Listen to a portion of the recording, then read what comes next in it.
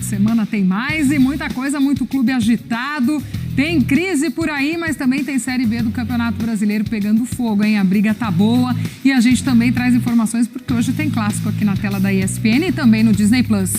Meu amigo Eugênio Leal, seja muito bem-vindo. Um beijo pra você. Obrigado, Glaucia. Beijo para você também. Para todos os fãs de esporte, crise no São Paulo. 4 derrotas seguidas, eliminados da Libertadores. Na ressaca, perde para o Ceará em casa. Eu gostaria de ver os dirigentes do São Paulo juntos. O Belmonte e o Casares. Os dois juntos, mostrando unidade, mostrando coesão e explicando o que pretendem para o futuro do São Paulo. Mas um do ladinho do outro. Jamais será que a gente consegue? Vai acontecer isso. A crise tá grande por lá. Vamos dar uma olhadinha nesta história, neste momento do São Paulo, eliminado das Copas, perdeu ontem no Campeonato Brasileiro. E aí a gente tem os seguintes números, são 4 jogos sem vencer, de 31 de maio a 16 de julho. Nesse período, um empate, 3 derrotas.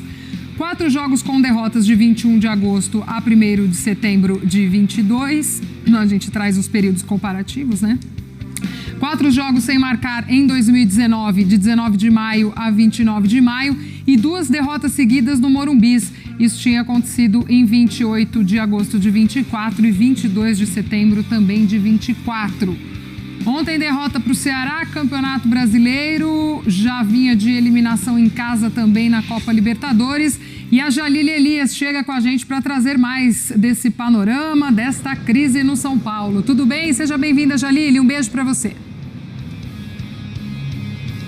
Tudo bem, Glaucia? Um beijo para você, um beijo para o Eugênio e também para o fã de esporte. Então, mais uma derrota do São Paulo, a 4ª derrota consecutiva na temporada, dessa vez derrota para o Ceará no Morumbis, pela 25ª rodada do Campeonato Brasileiro, derrota por 1-0 em uma noite de protestos, né? Antes da bola rolar, torcedores protestaram contra o presidente Júlio Casares e também contra o diretor de futebol Carlos Belmonte. Também, Glaucia, uma noite de Morumbis vazio, né? O São Paulo registrou o pior número, né? O pior público desde 2019 no Morumbis. Apenas 12 mil, um pouco mais de 12 mil torcedores, então, acompanharam essa derrota do São Paulo para o Ceará. A primeira vitória do Ceará jogando no Morumbis na história do Campeonato Brasileiro. Então, realmente um momento de muita tensão, muita pressão, não só dentro como também fora de campo, né? É um momento de crise política, especialmente depois das 2 derrotas para a LDU, eliminação na Libertadores e também mais um resultado negativo, mais uma derrota no Campeonato Brasileiro.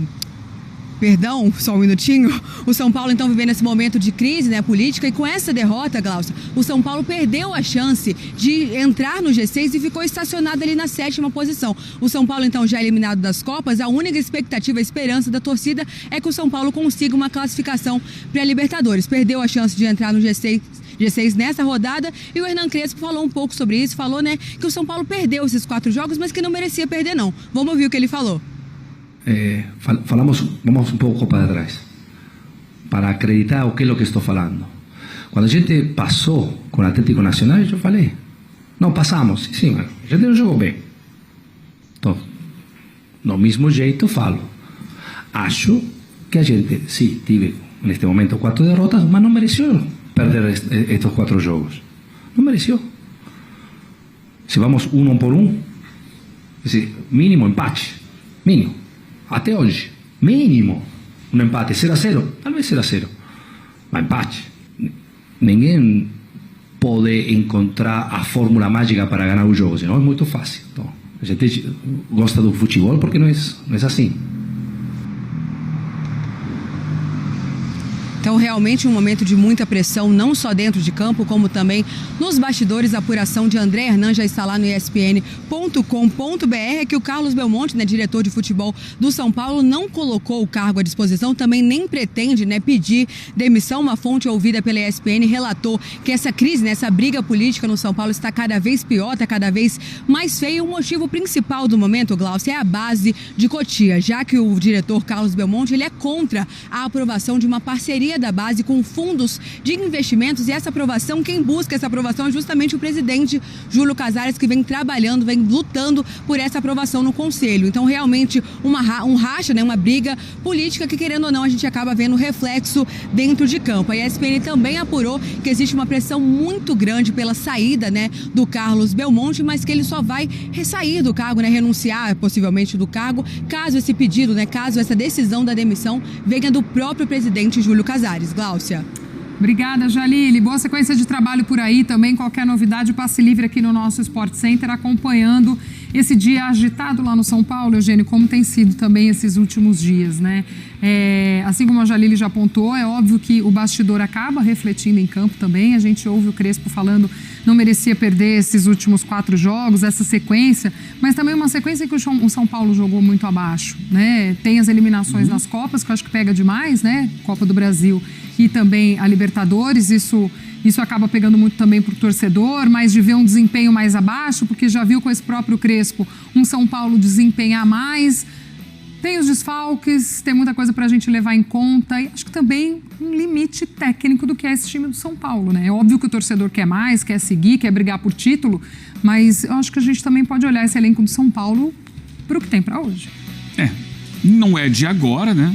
São Paulo tem tido problemas que passam pelo elenco, passam muito pela estrutura, um número gigantesco de lesões, uma demora, sabe, eterna para que alguns jogadores voltem dessas lesões. Então os técnicos não contam com muitos jogadores e dos mais importantes jogadores do São Paulo. Isso afetou o trabalho do Zubeldia, afeta agora o trabalho do Crespo, não que ele não tenha responsabilidade, ele tem a parcela dele, como os jogadores têm também. Por outro lado, é muito difícil conviver num elenco, num clube, por isso eu vou abrir aqui o Sport Center falando sobre o fato de gostaria de ver os dois juntos, porque na verdade o que acontece hoje é uma oposição dentro da mesma diretoria. O Belmonte não fala mais a mesma língua do Casares. Como é possível alguma coisa funcionar aí dentro quando um vai contra o que o outro quer? Quando as ideias não estão afinadas? O Belmonte cresceu muito, tem ambições políticas, o Casares não quer essas ambições políticas para o Belmonte numa possível sucessão.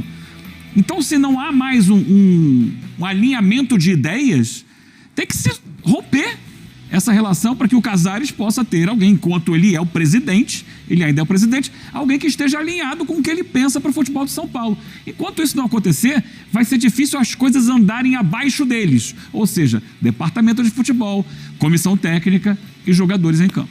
Vamos dar uma olhadinha nos números dos últimos treinadores que passaram pelo São Paulo. A gente puxa essa lista aí com o Crespo, mas lá em 2021.